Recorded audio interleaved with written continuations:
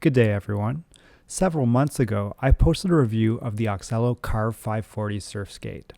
This is a SurfSkate that was available very cheap and that was shipping worldwide during the midst of the pandemic. At that time, there wasn't a lot going for reviews, so I was buying it without really knowing what I was getting into. I wanted to share what I found about the board's performance, so I created a video review, and it turned out to be quite popular. In the meantime, I've got a lot of questions, a lot of comments, and I thought it would be worth revisiting for anyone who's considering purchasing the board now.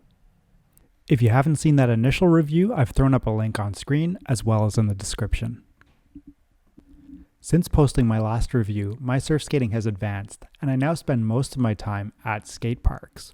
A few people had asked in the comments about how this board performs in the skate parks, so I thought it would be worth revisiting that. I briefly mentioned it in my first review that one of the problems this board suffers from is the very slight angle to the kicktail. If you look at the profile of the board, it's very flat, and that makes it difficult to do the essential maneuver for getting your run started in a skate park, which is dropping in on a quarter pipe or any kind of bank. Because the tail is so small on this board and all the weight is up front, it's really difficult balancing as you're getting set up. With this board, you have to precariously balance on your back foot and then immediately shift all your weight forward. Honestly, I haven't even tried it on a quarter pipe and I don't know that I will anytime soon. So this board will have its drawbacks if you're trying to progress your skating. Another skate park issue that I flagged in my initial review is the way that the kingpin sticks out past the hanger of the trucks. This led to a really bad hang up that I experienced in my first review. Now, I have been using the board more since, and when using it in a bowl that has metal coping at the top, I have found that you can get away with grinding on that smooth metal coping. You still are going to have issues if you try to use any kind of waxed ledge. However, on a nice smooth metal coping, you might be all right.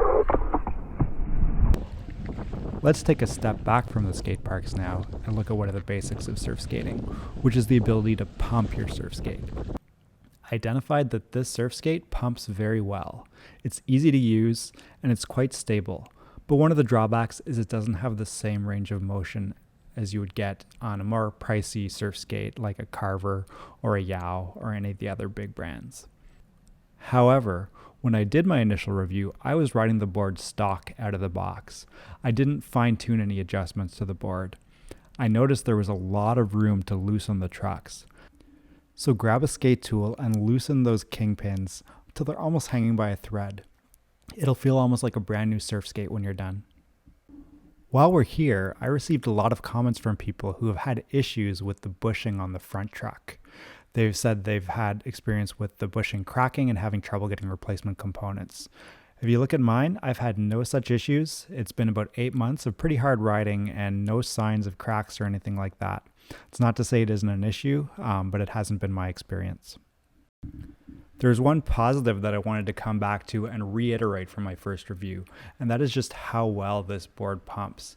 If you're using it for commuting, I find this is actually easier to pump than some of the looser boards like the Waterborns or the Carvers. So for getting around, it pumps really easily, really well, and you can do it even if you're brand new to the sport. I will maintain that this is the board that I can get moving fastest out of any of my surf skates.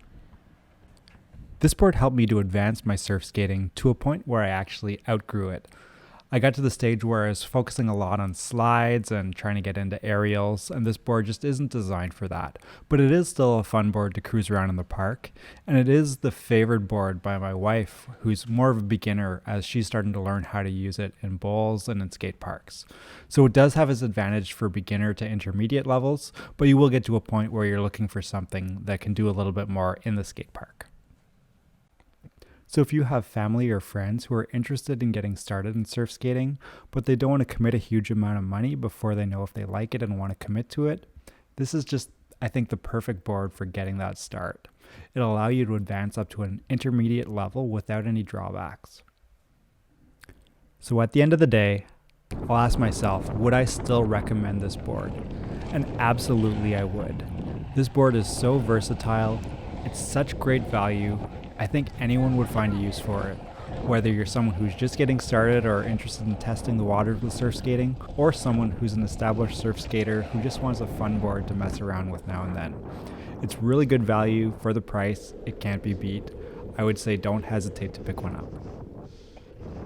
Guys, if you have any outstanding questions that I haven't addressed in either of my review videos, or that I haven't addressed in a reply to one of your comments on the first video, please go ahead and post a comment. I do my best to get back to everybody.